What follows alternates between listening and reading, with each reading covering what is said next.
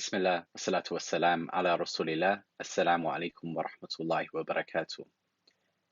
So this is my final juz reminder for the remainder of Ramadan, and it's my pleasure to be able to share with you some thoughts, particularly concentrating on Surah Al-Hujurat.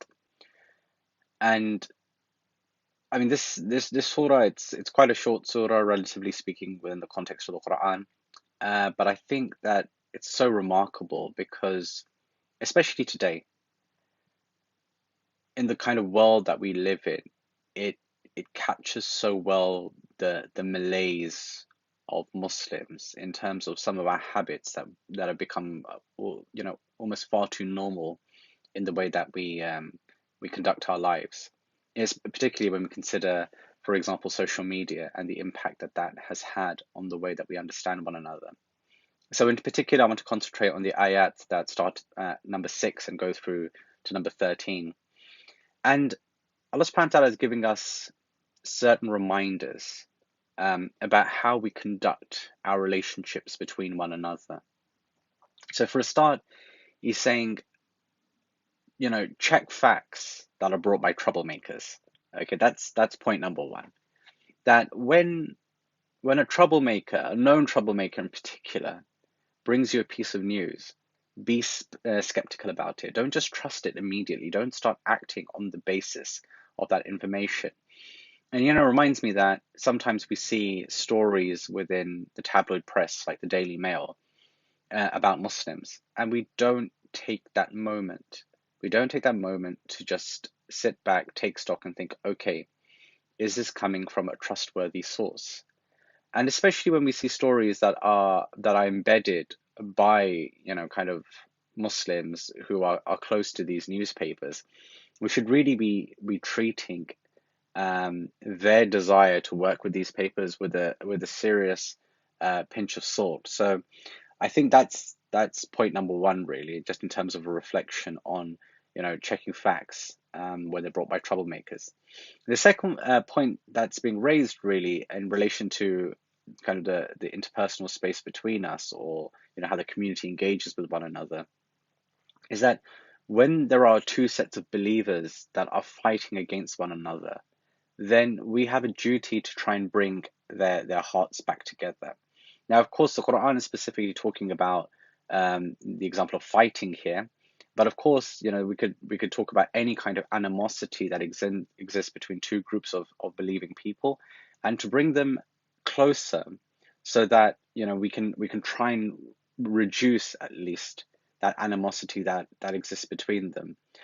We think a lot in terms of wrongdoing being about crime and punishment, but healing hearts is even more important than punishing aggressors or oppressors.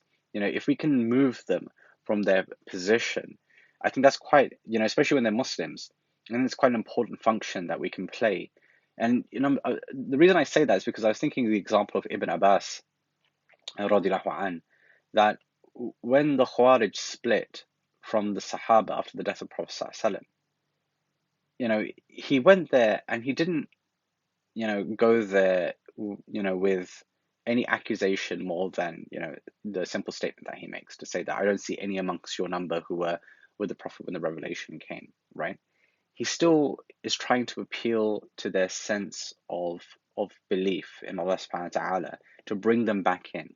These people have been involved with lots of fitna and fasad amongst the Muslims, and yet, he doesn't just outcast them, he doesn't excommunicate them entirely. He still attempts to bring them back in. But of course, saying that, the Quran is very clear that when a group of Muslims are oppressing, then you have to join those who are fighting for justice against that oppression.